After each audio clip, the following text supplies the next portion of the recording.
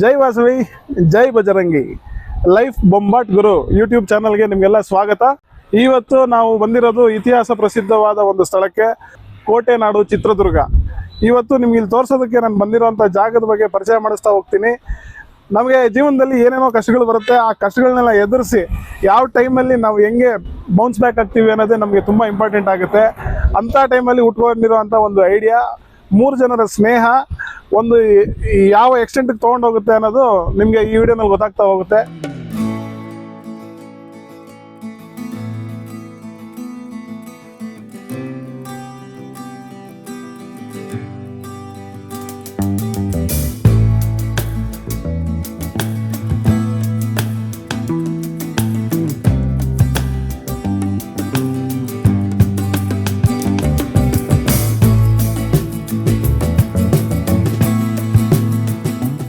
ಚಿತ್ರದುರ್ಗದಲ್ಲಿರುವಂತಹ Bosch car ಸರ್ವಿಸ್ಗೆ ಬಂದಿದ್ದೀವಿ. So ಇಲ್ಲಿರೋರ್ನ ಮಾತಾಡ್ಸೋ ಹೋಗೋಣ. ಇವ್ರು ಬಂದು ಇಲ್ಲಿ ಬಾಷ್ ಕಾರ್ ಸರ್ವಿಸ್ಗೆ ಪಾರ್ಟ್ನರ್ಸ್ ಆಗಿದ್ದಾರೆ. ಮೊದಲಿಗೆ ನಮ್ಮ ಜೊತೆಗಿರೋದು ಮಿಸ್ಟರ್ ವಿನಯ್ ಅಂತ ಹೇಳ್ಬಿಟ್ಟು ಅವ್ರ ಹೆಸರು. ಸರ್ ನಮಸ್ತೆ. ನಮಸ್ಕಾರ.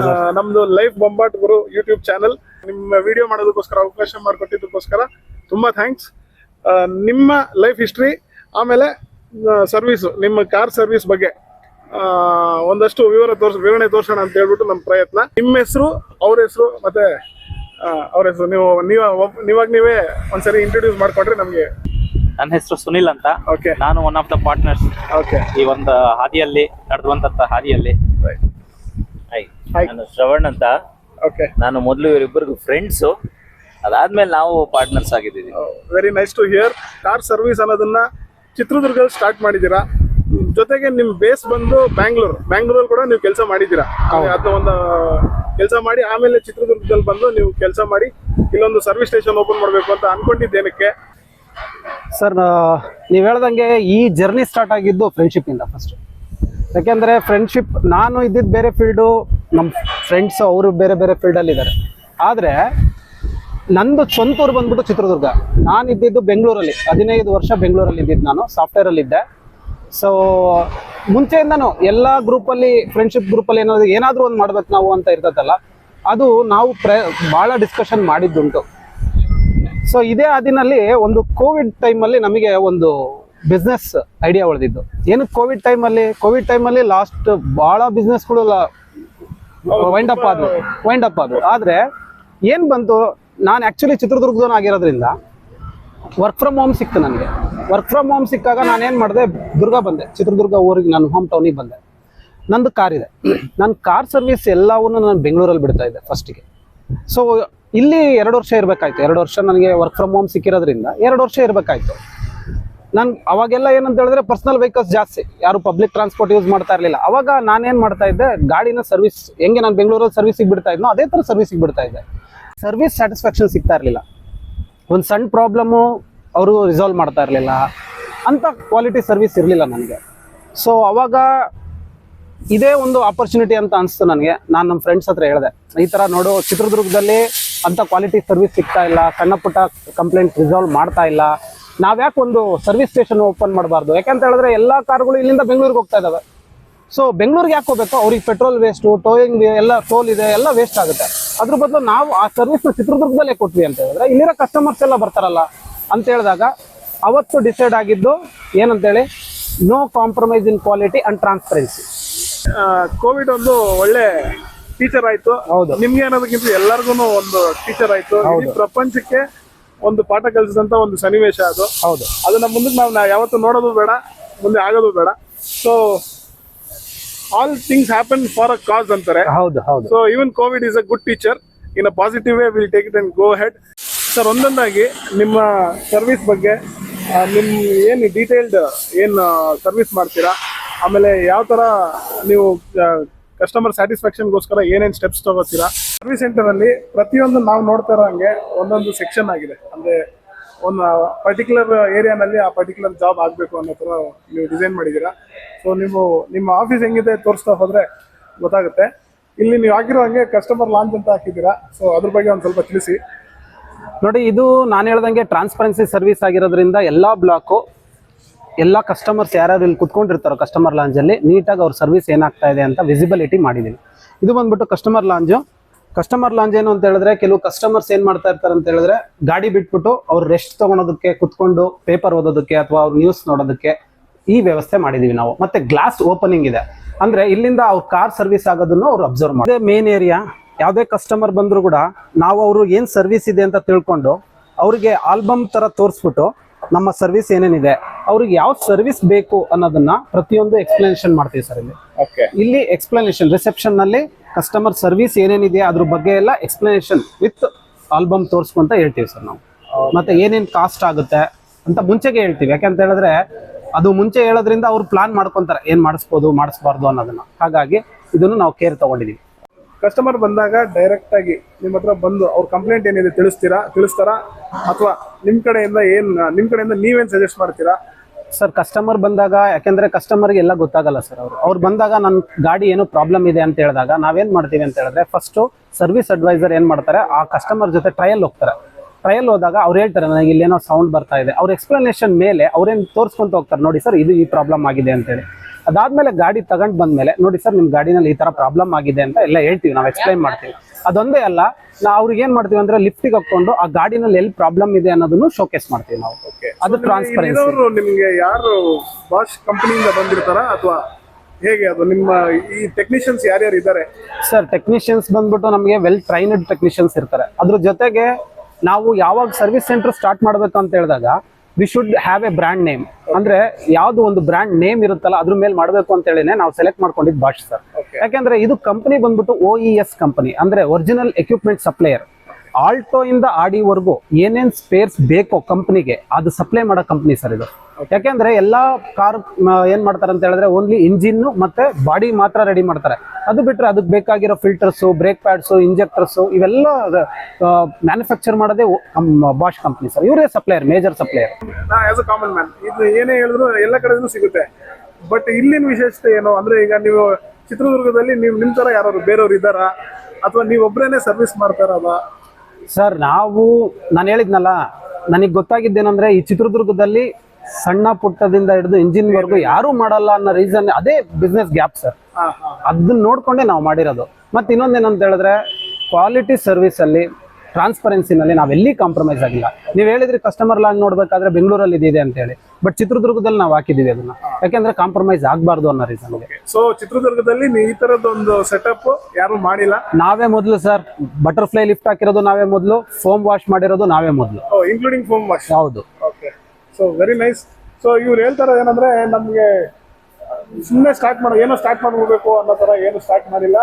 ಅದನ್ನ ಒಂದು ಕರೆಕ್ಟ್ ಪಾತಲ್ಲಿ ನಾವು ಚಿತ್ರದುರ್ಗದ ಜನಕ್ಕೆ ಒಂದು ಕರೆಕ್ಟ್ ಸರ್ವಿಸ್ ಕೊಡಬೇಕು ಅನ್ನೋ ಒಂದು ಮೈಂಡ್ ಸೆಟ್ ಇಟ್ಕೊಂಡು, ಬೆಂಗಳೂರಲ್ಲಿ ಏನೇನು ಸಿಗುತ್ತೆ ಆ ಥರದ್ದು ಪ್ರತಿಯೊಂದೂ ಈ ಜಾಗದಲ್ಲಿ ಸಿಗುತ್ತೆ. ಬೆಂಗಳೂರಲ್ಲಿ 108 ಇದೆ, 1000 ಇದೆ, 1,00,000 ಇದೆ. ಬಟ್ ಚಿತ್ರದುರ್ಗದಲ್ಲಿ ಒಂದೇ ಇರೋದು. ಈ ಸರ್ವಿಸ್ ಸೆಂಟರ್ಗೆ ಬಂದರೆ ನಿಮಗೆ ಕಂಪ್ಲೀಟ್ ಆಗಿ on a hole A to Z solution ಸಿಗುತ್ತೆ ಅನ್ನೋದು ಒಂದು ಅವ್ರದ್ದು ನಿಮ್ಮ ಅಭಿಪ್ರಾಯ. ಖಂಡಿತ ಸರ್. ಸೊ ಆ ಸರ್ವಿಸ್ ಹಂಗೆ ಕಂಟಿನ್ಯೂ ಮಾಡಿ ಸರ್. ಇದು ಬಂದು ನಿಮ್ಮ ಸ್ಪೇಸ್ ಸೆಕ್ಷನ್ ಅಂತ ಗೊತ್ತಾಗ್ತಾ ಇದೆ. ಹೌದು. ಸೊ ಇಲ್ಲಿ ನಿಮ್ಗೆ ಏನೇನ್ ಅವೈಲಬಿಲಿಟಿ ಇರುತ್ತೆ, ಹಿಂಗಿರುತ್ತೆ? ಯಾವಾಗ್ಲಾದ್ರೂ ಏನಾದ್ರು ಬೇಕು ಅಂತ ಹೇಳಿದ್ರೆ ಸಡನ್ ಆಗಿ ಯಾವುದೇ ಕಸ್ಟಮರ್ ಬಂದ್ರು ಕೂಡ ಇದಿಲ್ಲ ಅಂದ್ರೆ ನೀವ್ ಏನ್ ಮಾಡ್ತೀರಾ? ಇದ್ರೆ ಎಷ್ಟು ಬೇಗ ಸರ್ವಿಸ್ ಕೊಡ್ತೀರಾ? ಸರ್, ಇದು ನಾನು ಹೇಳ್ದಂಗೆ ಇದರಲ್ಲಿ 2 ತರ ಬರುತ್ತೆ ಸರ್ವಿಸ್. ಒಂದು ರನ್ನಿಂಗ್, ಇನ್ನೊಂದು ಏನಂತ ಹೇಳಿದ್ರೆ ಕಂಪ್ಲೇಂಟ್.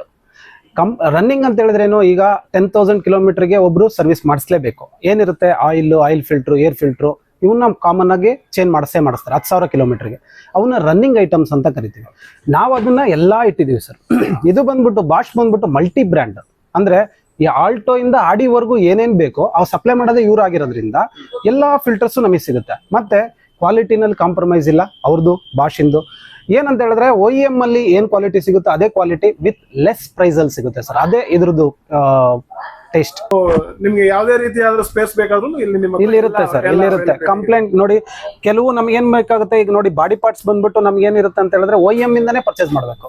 ಯಾಕೆಂದ್ರೆ ಬಾಷ್ ಅಲ್ಲಿ ಮ್ಯಾನುಫ್ಯಾಕ್ಚರಿಂಗ್ ಇಲ್ಲ ಬಾಡಿ ಪಾರ್ಟ್ಸ್, ಯಾರು ಒರಿಜಿನಲ್ ಎಕ್ವಿಪ್ಮೆಂಟ್ಸ್ ನವರೇ ಮಾಡೋದು. ಅದನ್ನು ನಾವು ತರಿಸ್ಕೊಡ್ತೀವಿ ಸರ್. ಸರ್, ಇದು ಬಂದ್ಬಿಟ್ಟು ವಾಷಿಂಗ್ ಏರಿಯಾ. ಈ ವಾಷಿಂಗ್ ಏರಿಯಾದಲ್ಲಿ ನಾವೇನು ಹಾಕಿದೀವಿ ಅಂತ ಹೇಳಿದ್ರೆ, ಇಲ್ಲೇನ್ ಲಿಫ್ಟ್ ಕಾಣಿಸ್ತಾ ಇದೆಯಲ್ಲ, ಈ ಲಿಫ್ಟ್ ನ ಬಟರ್ಫ್ಲೈ ಲಿಫ್ಟ್ ಅಂತ ಕರೀತಾರೆ ಸರ್. ಇದು ಏನಕ್ಕೆ ಲಿಫ್ಟ್ ಬೇರೆ ಬೇರೆ ವೆರೈಟೀಸ್ ಅಲ್ಲಿ ಇದಾವೆ. ಆದ್ರೆ ಕೆಲವು ಲಿಫ್ಟ್ ಏನ್ ಮಾಡ್ತವೆ ಅಂತ ಹೇಳಿದ್ರೆ ಡ್ಯಾಮೇಜ್ ಮಾಡ್ತವೆ. ನನ್ನ ಓನ್ ವೆಹಿಕಲ್ಗೆ ಡ್ಯಾಮೇಜ್ ಆಗಿತ್ತು, ಚಾಸಿ ಮೇಲೆ ಹಾಕ್ಬಿಟ್ಟು ಲಿಫ್ಟ್ ಮಾಡಿದಾಗ ಚಾಸಿ ಬೆಂಡ್ ಆಗ್ಬಿಟ್ಟಿತ್ತು ನನಗೆ. ಅದಕ್ಕೆ ನಾವು ಕ್ವಾಲಿಟಿ ಕಾಂಪ್ರಮೈಸ್ ಆಗಲ್ಲ ಅಂತೇಳಿ ಹೇಳಿದ್ವಲ್ಲ ನಿಮಗೆ. ಅದರಲ್ಲಿ ಒಂದು ಏನಂತ ಹೇಳಿದ್ರೆ ಬಟರ್ಫ್ಲೈ ಲಿಫ್ಟ್. ಇಲ್ಲೇನಾಗುತ್ತೆ, ನಿಮ್ಮ ಕಾರು ಡೈರೆಕ್ಟ್ ಆಗಿ ಬರುತ್ತೆ, ಬಂದು ನಿಲ್ಲುತ್ತೆ. ಈ 4 ವೀಲ್ಸ್ ಮೇಲೆ ನಿಮ್ಮ ಗಾಡಿ ನಿಲ್ಲುತ್ತೆ. ನಾವು ಯಾವುದೇ ಚಾಸಿ ಗಿಸಿ ಏನು ಹಾಕಲ್ಲ ನಾವು, ಅಂದ್ರೆ ಏನು ಟಚ್ ಆಗಲ್ಲ, ಓನ್ಲಿ ಟೈರ್ಸ್ ಇರುತ್ತೆ ಅಷ್ಟೇ. ಈಗ ನೋಡಿ ಇಲ್ಲೊಂದು ಕಾರ್ ಇದೆ, ಈ ಕಾರ್ನ ನಾನು ಲಿಫ್ಟ್ ಅಲ್ಲಿ ನಿಲ್ಸಿದ್ದೀನಿ. ಇದು ಲಿಫ್ಟ್ ಮಾಡ್ತೀನಿ ನಾನು. ಏನಕ್ಕೆ ಲಿಫ್ಟ್ ಮಾಡಬೇಕು ಅಂತ ಹೇಳಿದ್ರೆ ಅಂಡರ್ ಚಾಸಿ ನಾವು ಕ್ಲೀನ್ ಮಾಡಬೇಕು. ಹಾಗಾಗಿ ಇದನ್ನ ಲಿಫ್ಟ್ ಮಾಡ್ತೀನಿ, ನೋಡಿ ನಿಮಗೆ ಗೊತ್ತಾಗುತ್ತೆ.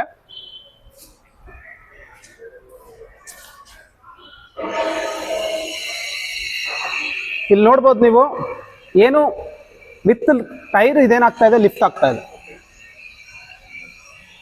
ಕಾರ್ ಯಾವುದೇ ಕಾರಣಕ್ಕೂ ಡ್ಯಾಮೇಜ್ ಆಗಲ್ಲ ನಿಮಗೆ.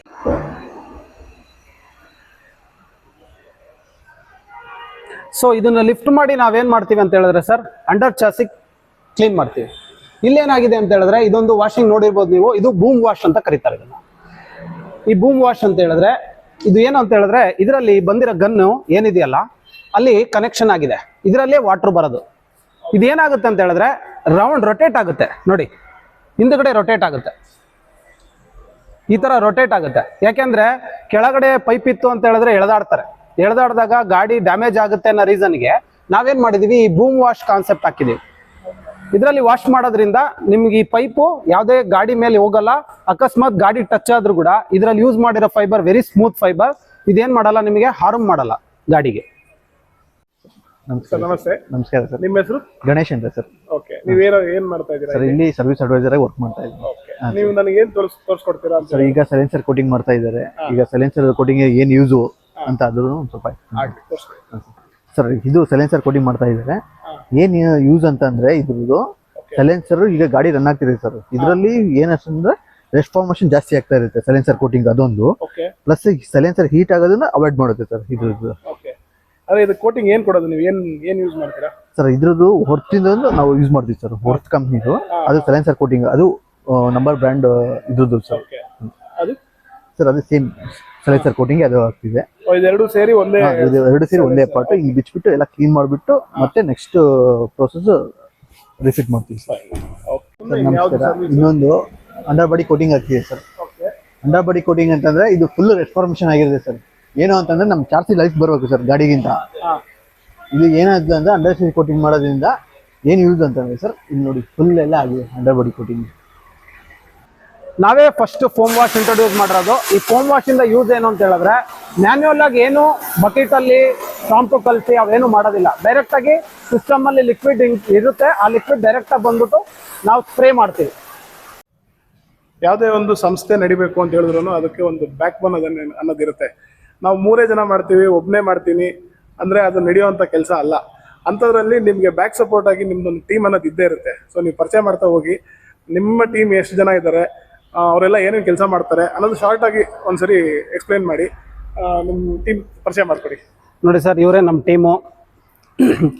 As you said, backbone ಅಂತ ಹೇಳ್ತಾರಲ್ಲ, ಯಾವುದೇ ಕೆಲಸ ಆಗಿರ್ಬೋದು, ನಾವಿದೆಲ್ಲ ಬರೀ ಕನ್ನಡಿ, ಬಟ್ ಅದ್ರ ಹಿಂದ್ಗಡೆ ಕೆಲಸ ಮಾಡೋರೆಲ್ಲ ಇವರೇ.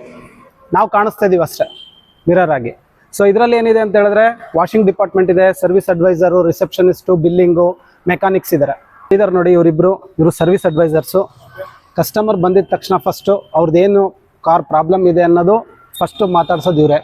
ಇವ್ರು ಮಾತಾಡ್ಸಿದ್ದಾದ್ಮೇಲೆ ನೆಕ್ಸ್ಟ್ ಏನು ಮಾಡ್ತಾರೆ, ಮೆಕ್ಯಾನಿಕ್ಕಿಗೆ ಅಸೈನ್ ಮಾಡ್ತಾರೆ.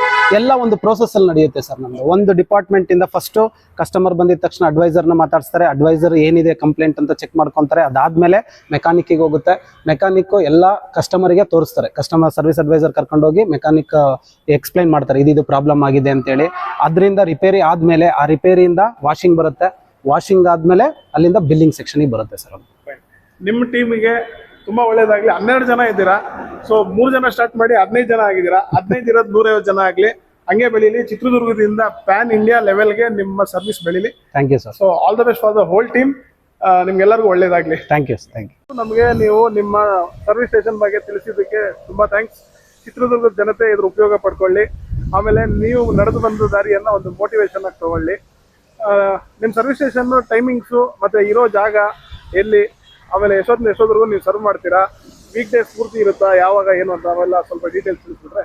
ಸರ್ ನಮ್ಮದು ಸರ್ವಿಂಗ್ ಬಂದ್ಬಿಟ್ಟು 9ರಿಂದ 7 ಗಂಟೆವರೆಗೂ ಇರುತ್ತೆ. ಓಕೆ. ಆಮೇಲೆ ಲೊಕೇಶನ್ ಬಂದ್ಬಿಟ್ಟು ಬಹಳ ಹತ್ರ, ಯಾಕೆಂತ ಹೇಳಿದ್ರೆ ಜನತೆ ಜಾಸ್ತಿ ಓಡಾಡಬಾರ್ದು ಅನ್ನೋ ರೀಸನ್ಗೆ ಚಳ್ಳಕೆರೆ ಗೇಟಿಂದ 600 ಮೀಟ್ರಲ್ಲಿ ನಾವು ಇಲ್ಲಿ ವರ್ಕ್ಶಾಪ್ ಇದೆ ನಮ್ದು. ಓಕೆ. ಆಗ ಮತ್ತೆ ನಾವು ಸಂಡೇ ರಜೆ ಕೊಡ್ತಾ ಇದೀವಿ, ಯಾಕಂದ್ರೆ ಎಂಪ್ಲಾಯಿಗೂ ಡೈಲಿ ವರ್ಕ್ ಮಾಡಿರ್ತಾರೆ, ಅವ್ರಿಗೊಂದು ರಿಫ್ರೆಶ್ಮೆಂಟ್ ಬೇಕಾಗುತ್ತೆ ಒನ್ ಡೇ. ಹಾಗಾಗಿ ಸಂಡೇ ನಾವು ರಜೆ ಇರುತ್ತೆ ಸರ್. ಸಂಡೇ ಏನಂತ ಹೇಳಿದ್ರೆ ಈಗ ನಾವು ಎಂಪ್ಲಾಯಿ ಕಡೆಯಿಂದ ನೋಡ್ಬೇಕಾಗುತ್ತೆ, ಎಲ್ಲ ಬಿಸ್ನೆಸ್ ಪರ್ಸ್ಪೆಕ್ಟಿವ್ ನೋಡಕ್ಕಾಗಲ್ಲ. ಎಂಪ್ಲಾಯಿಗಳಿಗೂ ಏನಂದ್ರೆ ಅವ್ರ ಮಕ್ಕಳಿಗೆ ಅವ್ರಿಗೆಲ್ಲ ಸಂಡೇನೇ ರಜೆ ಇರುತ್ತೆ. ಎಷ್ಟೋ ಜನ ಪೇರೆಂಟ್ಸ್ ಇದ್ದಾರೆ, ಅವರು ಅವ್ರ ಫ್ಯಾಮಿಲಿ ಜೊತೆ ಕಳಿಯೋಕೆ Sunday is the best time. ಹಾಗಾಗಿ ನಾವು ಬಿಸ್ನೆಸ್ ಒಂದೇ ನೋಡಕ್ಕಾಗಲ್ಲ, ನಮ್ಮ ಎಂಪ್ಲಾಯ್ಸ್ ನೋಡ್ಬೇಕಾಗುತ್ತೆ. ಹಾಗಾಗಿ ಸಂಡೇ ರಜೆ ಮಾಡಿ. ನೋಡಿ ಸ್ನೇಹಿತರೆ, ಇದು ಒಂದು ಪ್ರೊಪರೈಟರ್ಗೆ ಅಥವಾ ಒಂದು ಓನರ್ಗೆ ಇರಬೇಕಾದಂತ ಕಾಳಜಿ. ಅವರು ಎಂಪ್ಲಾಯೀಸ್ ಯಾರಿದ್ದಾರೆ ಅವರು ಕೂಡ ಸಂಡೇನೆ ಎಂಜಾಯ್ ಮಾಡಲಿ, ಅವರು ಸಹ ಅವ್ರ ಫ್ಯಾಮಿಲಿ ಟೈಮ್ ಅವ್ರಿಗೆ ಕೊಡ್ಲಿ ಅನ್ನೋದು ಒಂದು ಉದ್ದೇಶದಿಂದ ಅವರು ಸಂಡೇನೆ ರಜೆ ಇಟ್ಕೊಂಡಿದ್ದಾರೆ. ಮಿಕ್ಕಿದ ಎಲ್ಲಾ ದಿನಗಳು ಸರ್ವಿಸಸ್ ನಡೀತಾ ಇರುತ್ತೆ. ನಾವು ಇನ್ನೊಂದು ನೋಡಿದ್ದೇನೆಂದ್ರೆ ಒಂದು ಸ್ಪೆಷಾಲಿಟಿ ಅಂತಾನೆ ಹೇಳ್ಬೋದು ಅಥವಾ ಒಂದು ಗಿಫ್ಟ್ ಅಂತ ಹೇಳ್ಬೋದು. ನೀವಿರೋ ಜಾಗ ಬಂದು ತುಂಬಾ ಸೀನಿಕ್ ಆಗಿದೆ. ಸುತ್ತಮುತ್ತಲು ಬರೀ ಕೋಟೆಗಳ ನಾಡಲ್ಲಿ ಬರೀ ಕೋಟೆಗಳೇ ಕಾಣಿಸ್ತಾ ಇದೆ, ಅಂದ್ರೆ ಬರೀ ಬೆಟ್ಟ ಗುಡ್ಡಗಳೇ ಕಾಣಿಸ್ತಾ ಇದೆ. ತುಂಬಾ ಚೆನ್ನಾಗಿದೆ. ನಾವು ಸುಮ್ಮನೆ ಬೇಕಾದ್ರೂ ಬಂದು ಕೂಡ ಹೋಗ್ಬೋದು. ಆ ಥರದೊಂದು ಲೊಕೇಶನ್ ಅಲ್ಲಿ ನಿಮ್ಮ ಲೊಕೇಶನ್ ಇದೆ. ಸೊ ನಿಮಗೂ ಒಳ್ಳೇದಾಗ್ಲಿ. All the best for your complete service station. ಮುಂದಕ್ಕೂ ಇನ್ನು ಇದೇ ತರ ನಿಮ್ಮ ಸರ್ವಿಸ್ ಮುಂದುವರಿಲಿ. ಬರೀ ಬೆಂಗಳೂರು ಅಲ್ಲದೆ ಔಟರ್ಸ್ 2 ಟೈರ್ ಸಿಟೀಸ್ ಅಂತ ಏನು ಕರಿತೀವಿ, ಅಲ್ಲಿ ನಿಮ್ಮ ಒಂದು ಎಸ್ಟಾಬ್ಲಿಷ್ಮೆಂಟ್ ಆಗಲಿ, ಅಲ್ಲಿನ ಲೋಕಲ್ಸ್ಗೆ ಎಲ್ಲರಿಗೂ ಅನುಕೂಲ ಆಗಲಿ ಸರ್. ಲೈಫ್ ಬೊಂಬಾಟ್ ಗುರು ಪ್ರೋಗ್ರಾಮ್ ನೀವೇನು ಚಾನಲ್ ಸ್ಟಾರ್ಟ್ ಮಾಡಿದ್ರೋ ಅದಕ್ಕೂ ಒಳ್ಳೇದಾಗ್ಲಿ. ಹಾಗೆ ಬೇರೆಯವ್ರ ಇನ್ಸ್ಪಿರೇಷನಲ್ ಸ್ಟೋರೀಸು ನಾನು ಇಷ್ಟಪಡ್ತೀನಿ, ಯಾಕೆಂತ ಹೇಳಿದ್ರೆ ಅದರಿಂದ ನಾವು ಕಲಿಯೋದು ಜಾಸ್ತಿ ಇರುತ್ತೆ. ಹಾಗಾಗಿ ಒಳ್ಳೇದಾಗ್ಲಿ. Thank you sir. ಒಂದು ಲೈಫ್ನ ಬ್ಯಾಲೆನ್ಸ್ ಮಾಡಬೇಕು. ಎರಡನೇದು ನಮ್ಮ ಕೆಲಸ ಏನು ದಿನನಿತ್ಯದ ಚಟುವಟಿಕೆ ಏನಿದೆ ಅದನ್ನ ಹೈಲೈಟ್ ಮಾಡಬೇಕು ಅನ್ನೋದು. ಸೊ ಇಷ್ಟೆಲ್ಲ ಕಷ್ಟ ಇದ್ರೂ ಕೂಡ ಅಥವಾ ಇಷ್ಟೆಲ್ಲ ಒಂದು ಕಷ್ಟವಾದ ಹಾದಿ ಹಿಡ್ಕೊಂಡು ಮುಂದೆ ಬಂದು ಬೆಳೆದು ಜೀವನ ನಡೆಸೋದೆ ಲೈಫ್ ಬೊಂಬಾಟ್ ಗುರು. ಧನ್ಯವಾದಗಳು. ಲೈಫ್ ಬೊಂಬಾಟ್ ಗುರು.